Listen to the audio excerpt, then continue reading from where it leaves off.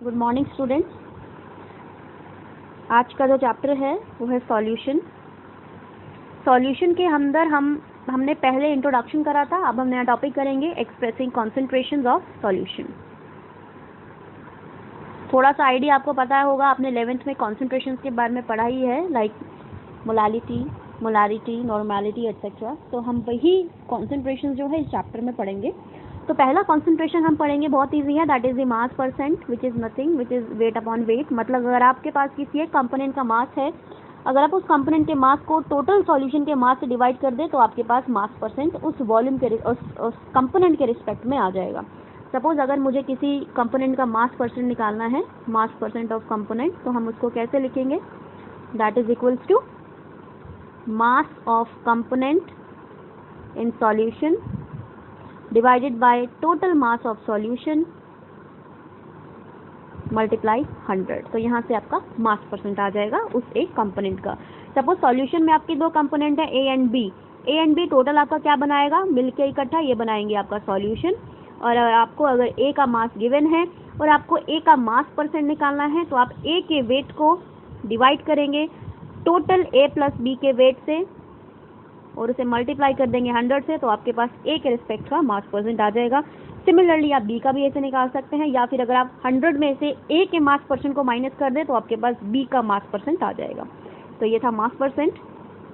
Next जो concentration है वो है volume percent, that is the volume percent. It is again just like the mass percent. तो volume percent of a component, वहाँ पे हमने मास लिया था, यहाँ हम वॉल्यूम लेंगे कि आपके पास अगर सॉल्यूशन में दो कंपोनेंट है, सपोज ए एंड बी, तो अगर आपको ए का वॉल्यूम परसेंट निकालना है तो आप क्या करेंगे, आप वॉल्यूम ऑफ ए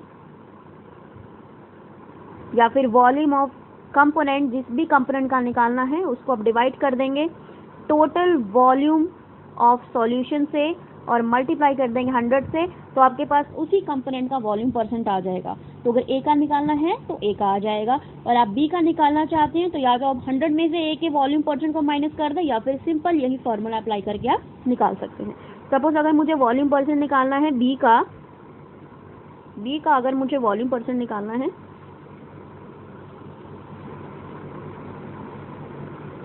तो मैं क्या करूंगी, मेरे पास अगर ए का वॉल्यूम परसेंट है उसको मैं 100 में से माइनस कर दूंगी, तो मेरे पास बी का वॉल्यूम परसेंट आ जाएगा। फाइन। और या फिर सिंपल यही है फॉर्मूला अप्लाई करके volume of A divide by total volume of solution into 100, यहाँ से आपका वॉल्यूम परसेंट आ जाएगा। अब नेक्स्ट है आपका mass of volume percentage, mass by volume percentage. Mass by volume का मतलब है कि पहले हम वॉल्यूम को वॉल्यूम से, मास को मास से डिवाइड कर रहे थे, अब हम मास को वॉल्यूम से डिवाइड करेंगे। Fine.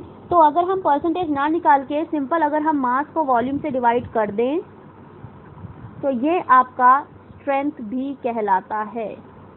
Strength is basically the W by V, that is gram per litre, this is the strength. अगर आप इसे 100 से मल्टीप्लाई कर देंगे W by V को, तो आपके पास आ जाएगा मास बाय वॉल्यूम परसेंटेज।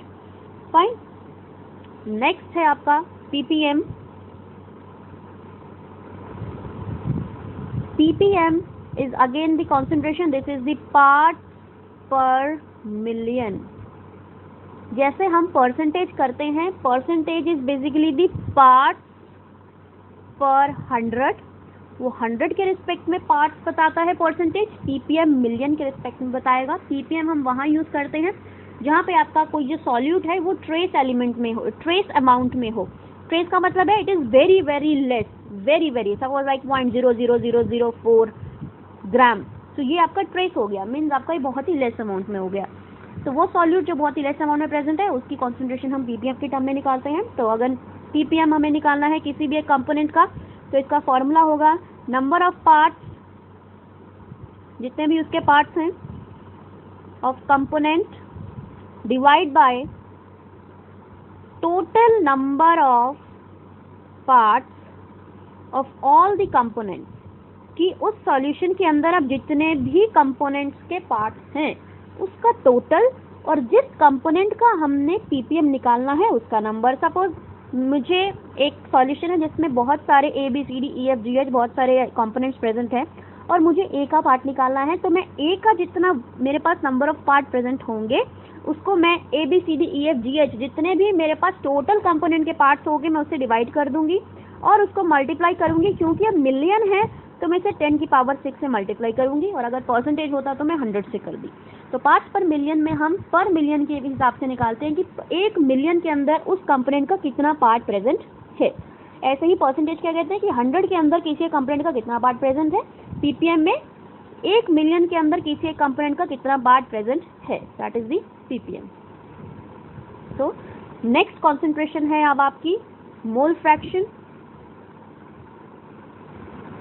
अब हम मोल का फ्रैक्शन निकाल रहे हैं, यानी कि सपोज अगर आपके पास एक सॉल्यूशन है जिसमें बहुत सारे कंपोनेंट्स प्रेजेंट है, A component, B component, C component, D component, E component, और आपका पूछा जाए कि आप ए कंपोनेंट का मोल फ्रैक्शन बताएं क्या होगा, तो मोल फ्रैक्शन कैसे निकलेगा। अगर आपको एक कंपोनेंट का मोल फ्रैक्शन निकालना है तो आप ए के नंबर ऑफ मोल्स को डिवाइड कर देंगे टोटल के नंबर ऑफ मोल्स के साथ।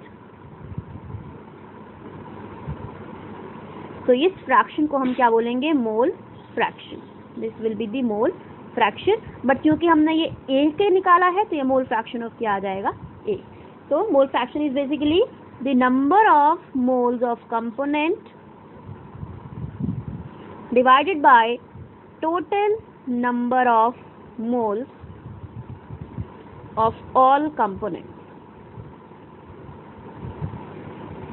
It is the mole fraction जो कि it is very important. So next आपकी जो concentration है अब हम करेंगे that is the molarity, जिसके बारे में आपको पता भी है और आपने 11th क्लास में पढ़ा भी है। अब molarity क्या है बेटा, molarity is the number of moles of solute dissolved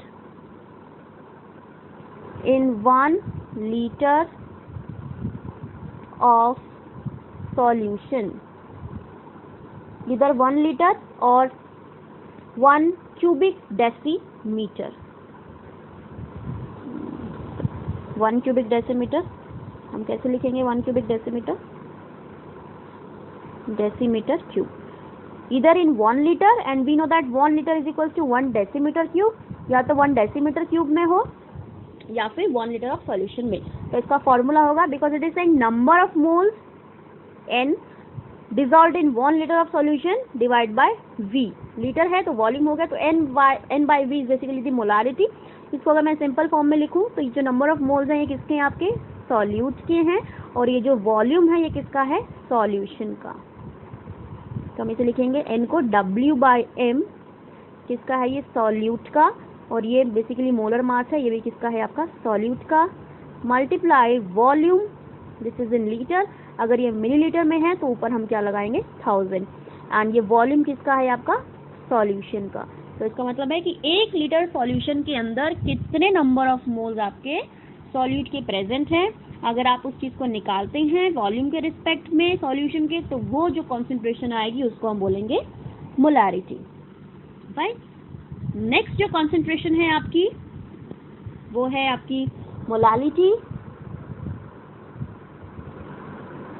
molality देखो, मोलालिटी को हम स्मॉल m से डिनोट करते हैं और मोलारिटी को हम कैपिटल M से करते हैं, ये मोलारिटी है। अब मोलालिटी क्या है, it is the number of moles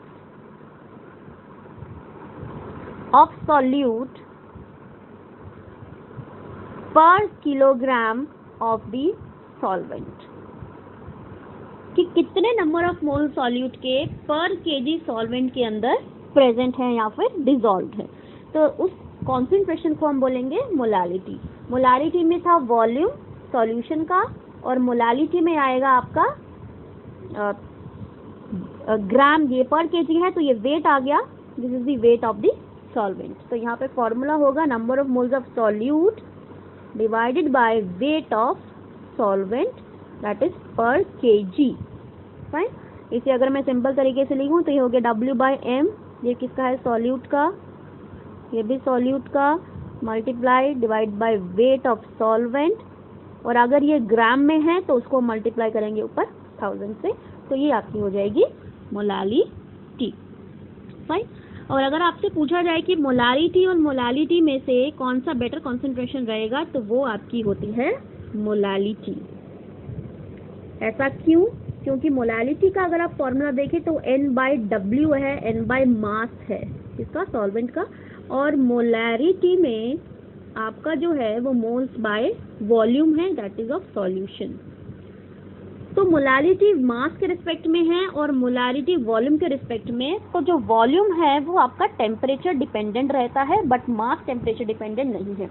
यानी कि अगर टेम्परेचर इंक्रीज करे या डिक्रीज करे कि उसका उस पर वॉल्यूम का इफेक्ट पड़ेगा, because volume is directly proportional to temperature. तो अगर टेम्परेचर बढ़ा या घटा तो वॉल्यूम भी चेंज हो जाएगा, तो मोलारिटी भी चेंज हो जाएगी सॉल्यूशन की। बट क्योंकि मोलारिटी में जो रिस्पेक्ट है, जो मोलारिटी डिपेंड करती है, वो किस पे डिपेंड कर रही है? वेट पे डिपेंड कर रही है सिर्फ और सिर्फ। तो वेट जो है टेम्परेचर डिपेंडेंट नहीं है, तो आपके पास जो बहुत ही ज़्यादा कन्वीनियंट रहेगा। तो अगर आपको दो सॉल्यूशंस पूछे जाएं कि आप मोलालिटी ज़्यादा बेटर प्रेफर करेंगे एक्यूरेट या मोलालिटी, तो आपका आंसर होगा मोलालिटी। तो मोलालिटी आप बेटर प्रेफर करेंगे because molality is temperature independent. तो ये क्या है आपकी? टेम्परेचर इंडिपेंडेंट, और मोलालिटी है आपकी टेम्परेचर डिपेंडेंट। तो मोलालिटी को हम क्या करेंगे? प्रेफर करेंगे। अगर हमें सॉल्यूशन बनाना हो या हमें करेक्ट सॉल्यूशन देखना हो कि कौन सा सॉल्यूशन आपका जो है सटीक रहेगा। सपोज अगर मैंने लैब के अंदर एक मोलालिटी का सॉल्यूशन बनाया और एक मोलारिटी का सॉल्यूशन बनाया और उसको मैं कुछ टाइम बाद आके यूज़ करूं, तो मेरे पास जो बेसिकली जो मेरे पास सही सॉल्यूशन होगा जिसकी क्वांटिटी चेंज नहीं करेगी टेम्परेचर के हिसाब से, वो किसका रहेगा? मोलालिटी का रहेगा, क्योंकि वो टेम्परेचर इंडिपेंडेंट है। बट मोलारिटी टेम्परेचर डिपेंडेंट है, क्योंकि वी नो दैट इंडिया में क्या टेम्परेचर वेरी करता रहता है गर्मियों में और सर्दियों में। तो उस हिसाब से सॉल्यूशन को अगर हम गर्मियों का बनाया हुआ सर्दियों में यूज़ करें और सर्दियों का गर्मियों में अकॉर्डिंग टू द मोलारिटी, तो आपकी जो कॉन्सेंट्रेशन है वो थोड़ी बहुत चेंज आपको मिलेगी, वो एक्यूरेट नहीं रहेगी, because again molarity is the temperature dependent. तो ये थे आपके कॉन्सेंट्रेशन। सो जो नेक्स्ट टॉपिक है वो मैं नेक्स्ट वीडियो में आपको अपलोड करूँगी।